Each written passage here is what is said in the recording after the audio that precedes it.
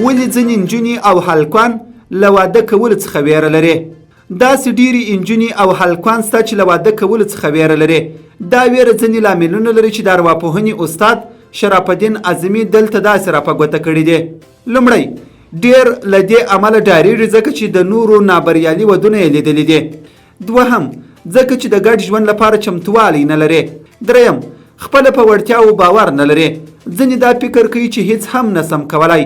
پنځم، ځینې په دې ډارېږي چې زه خپله څوک نسم ټاکلی، خو هغه څوک چې مور او پلار مې راته ټاکلی هغه به څنګه کاسبي، نو ځکه ډارېږي.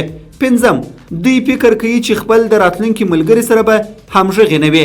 شپږم، ډېری ودونه په زور او په پټو سترګو کیږي، پرته له دې چې یو بل سره وپېژني. همدا نه پېژندل زړه کې ویره پیدا کوي. اووم، ځکه چې د ګډ او جنسي ژوند په اړه ډېر لږ کسان پوهیږي. اتم، ځینې په دې ډارېږي چې د دوی خیالونو کې یو څوک وي، خو دوی فکر کوي داسې نه چې واده مې بل چا سره اوسېږي او ټوله خوبونه له منځه ولاړ سي. نهم، هر کار مخکې له مخکې هوډ او پلان ته ضرورت لري، خو ځینې همداسې دي چې واده ته کوم ځانګړی پلان او هوډ مخکې له مخکې نه لري، نو ځکه ویره یې په زړه کې پیدا کېږي. لسم، که موږ تل له واده کولو وویرېږو نو دا د تل پاتې مجردۍ لامل ګرځي. 11، بل موږ په دې ډارېږو چې کوم ظالم یا هم بد انسان سره مخ نه سو.